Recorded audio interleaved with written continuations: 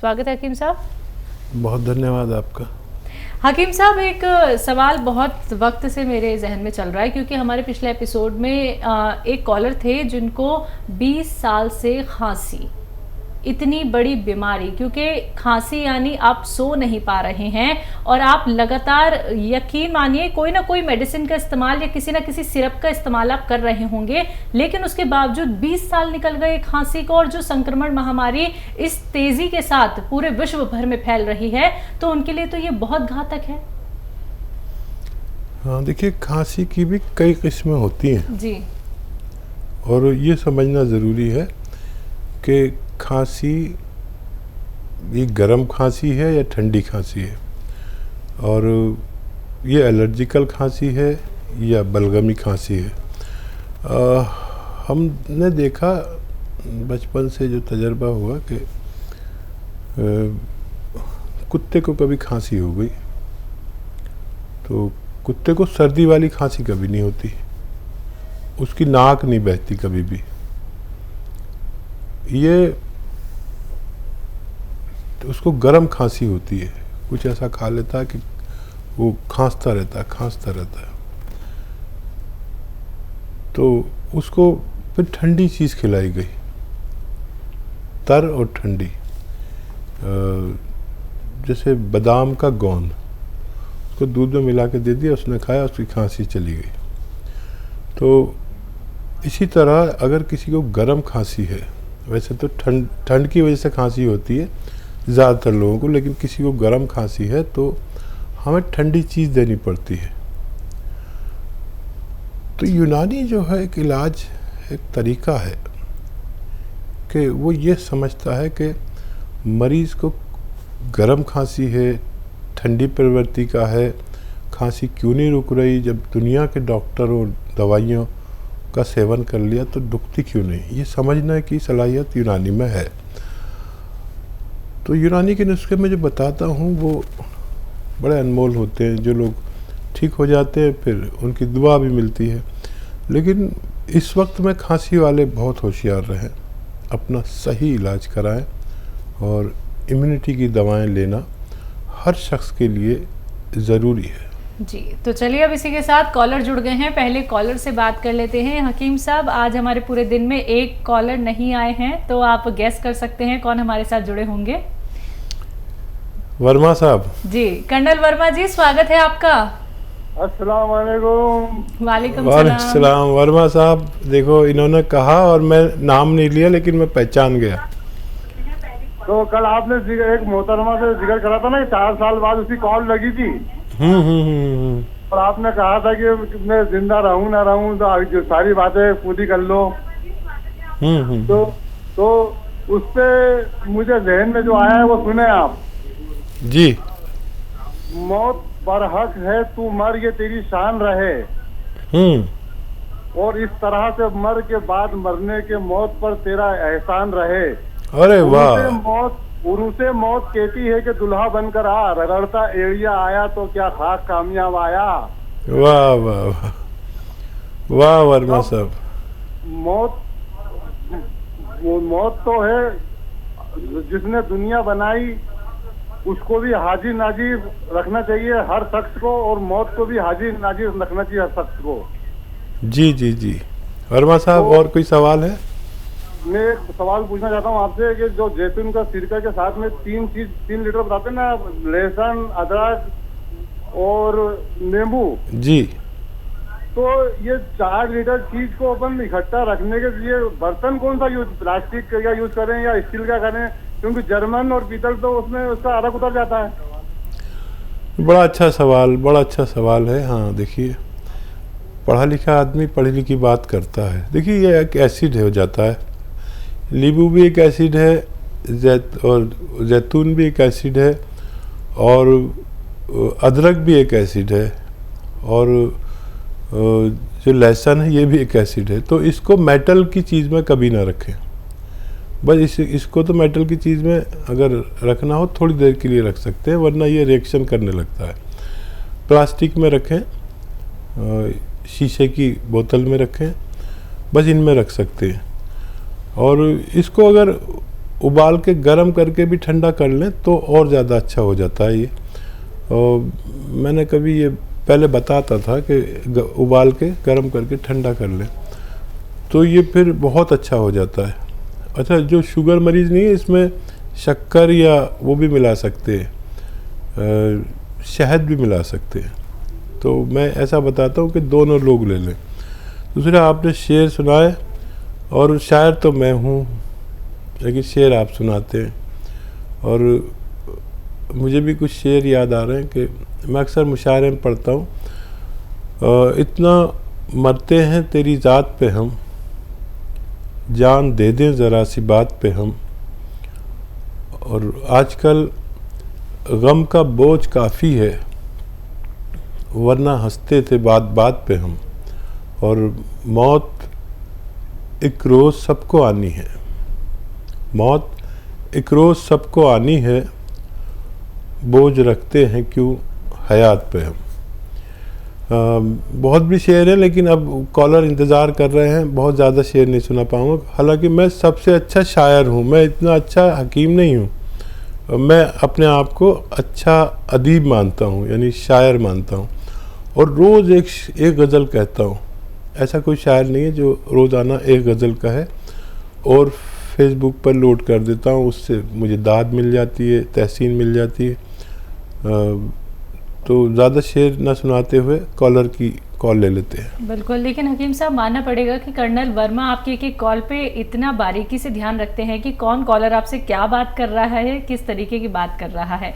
बहुत बहुत शुक्रिया कर्नल वर्मा, आप हमारे साथ रोज़ जुड़ते हैं और बहुत अच्छी अच्छी बातें और बहुत अच्छे सवाल आप यहाँ पे पूछते हैं। ऐसे ही दर्शकों, आप लोग भी हमारे साथ जुड़ सकते हैं। लाइव कार्यक्रम है, हकीम साहब से बात करना चाहते हैं, रोग संबंधी प्रश्न करना चाहते हैं, फ़ोन उठाइए, नंबर्स पे कॉल कीजिए जो आपके सामने आपकी टीवी स्क्रीन पे। आइए बात करते हैं नेक्स्ट कॉलर से। हमारे साथ नीटू हैं अम्बाला से, स्वागत है आपका। हेलो। हाँ, नमस्ते जी। नमस्कार। हाँ, वकील जी से बात करनी है जी। नीतू जी, आदाब, बताइए क्या सवाल है।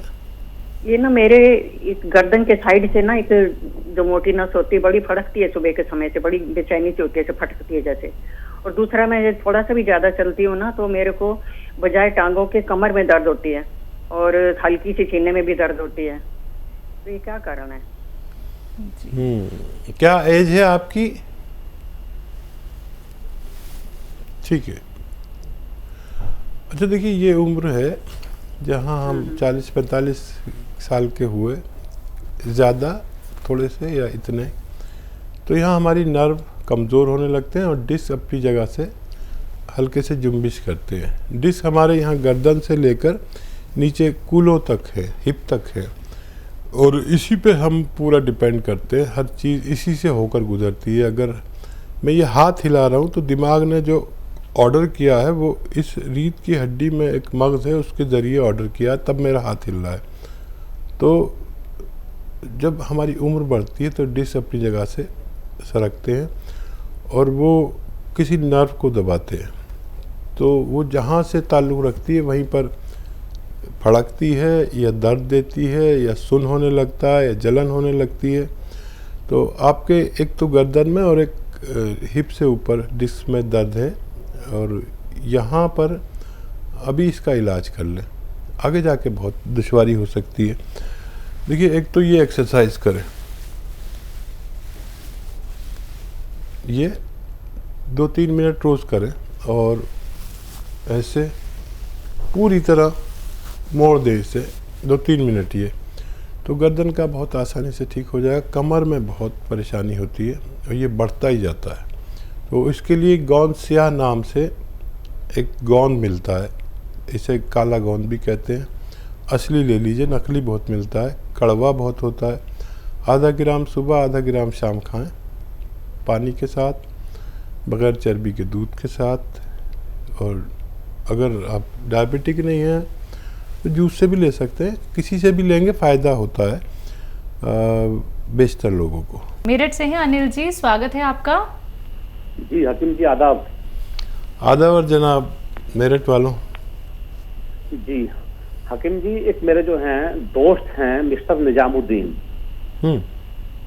और उनका वो बेचारे जो है निहायत गरीब हैं, वो आपसे बात भी नहीं कर सकते, वो बहुत ही निहायत गरीब हैं। और उनका एक बच्चा है 10 साल का, मिस्टर सलमान। तो सर ऐसा है, वो बच्चा जो है, उस बच्चे को जो है किडनी की समस्या है और दिक्कतें। हेलो, मैं सुन रहा हूँ, आप बोलते रहिए। कौन सी समस्या है? किडनी की? जी जी। और हकीम जी, उस बच्चे को समस्या ये होती है कि उसे जो है यदि दवाई चल रही है एलोपैथिक, तो उसे पेशाब होता रहेगा, और जो है दवाई बंद यदि 3 दिन के लिए जाए तो पेशाब होना जो है बंद हो जाएगा, और बच्चे का पहले जो है चेहरा सूज जाएगा, फिर पेट फूल जाएगा, फिर हाथ पैर सूज जाएंगे। तो हकीम जी, कोई उसके लिए कोई घरेलू उपचार हो तो बताने का कष्ट करे, ताकि बेचारे को जो है मैं बना के जो है बच्चे की जो है जिंदगी बच जा और दे सकता हूँ। वो बहुत गरीब आदमी और बर्बाद हो चुके हैं। हाँ देखिए, इसे कहते हैं भारत के गरीब बच्चे का, मुस्लिम बच्चे के लिए एक गैर मुस्लिम आदमी तकलीफ़ में है, और ये भारत की शान है। और देखिए, मैं तो वही नुस्खे बताता हूँ जो घरेलू होते हैं, बहुत मुश्किल से दवाई बताता हूँ, क्योंकि फिर लोग मेरी कंप्लेंट करने लगते हैं चैनल वालों से कि ये दवा क्यों नहीं बताते। तो बड़ी मुश्किल से मैंने दवा बतानी शुरू की है, हालांकि मैं नहीं चाहता कि कोई भी दवा मैं बेचने की कोशिश करूं। देखिए, सौंफ समझ लीजिए, सौंफ और ऐसे ले 100 ग्राम सौंफ, और धनिया 100 ग्राम, और सना मक्की समझ लें आप, पत्ता होता है जो पनवाड़ी भी पान में डाल कर देता है अक्सर पत्ते से, इसे सना मक्की कहते हैं। सौंफ, धनिया, सना मक्की 100 ग्राम खरीदें। और एक आता है नमक जैतून, ये 50 ग्राम लें, और इन सब के साथ पाउडर बनाएं, और 1-1 ग्राम सुबह शाम इस बच्चे को दें। और जो भी डॉक्टरों का इलाज लेना चाहें ले सकते हैं। इनकी किडनी में प्रॉब्लम है, और जब ये क्रिएटिनाइन बढ़ती है तो हमारा पूरा शरीर सूज जाता है। और अगर इनकी रिपोर्ट हमारे साथ शेयर करें बच्चे की, तो हम इससे भी बड़ी मदद कर पाएंगे। जी, नेक्स्ट कॉलर हैं रोशन लाल जी, स्वागत है आपका। हेलो। हाँ जी, बताइए, सवाल करिए। सवाल ये है, मैं कोई 2 महीने की प्रॉब्लम है मुझे। तो जो मेरी कफ है वो यानी नाक के जरिए बिल्कुल नाक बंद रहता है, ऐसे यानी मैं ऐसे सूखा सा रहता है, और गले में आते ही तो बस खांसी में गले में करके निकालना पड़ता है। दूसरा सवाल। हाँ जी, हाँ जी, हाँ जी, नमस्कार सर। जी, मैंने सुन लिया आपकी बात। आदाब। हाँ सर, 2 महीने से मुझे प्रॉब्लम है थोड़ी। 2 महीने से यानी कि नाक बिल्कुल सूखा रहता है बिल्कुल ही। और उसके बाद क्या है कि मुझे थोड़ा जो सिर से जो कफ आता है सारा, वो मुझे गले में आता है। ठीक है, हाँ ठीक है। तो देखिए, इससे होशियार रहें। ऐसे लोग जिनको भी कफ का प्रॉब्लम है इस वक्त, खांसी का और छींकों का, वो इम्यूनिटी की दवा ज़रूर लें। अगर एक खुराक भी लेंगे तो आप सुरक्षित रह सकते हैं। अच्छा देखिए,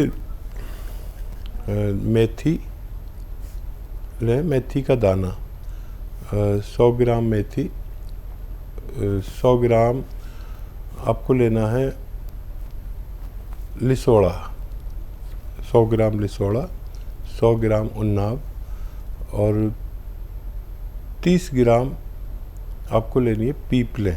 ये पीपलें हमारे किचन के गरम मसालों में पाई जाती हैं। ये 30 ग्राम लें, पाउडर बनाएं, और 1 चम्मच सुबह खाली पेट गर्म पानी से लें, 1 चम्मच शाम को। और ठंडा पानी छोड़ दें कुछ दिन के लिए, खट्टी चीज़ें छोड़ दें, तो आपको फ़ायदा होना मुमकिन है।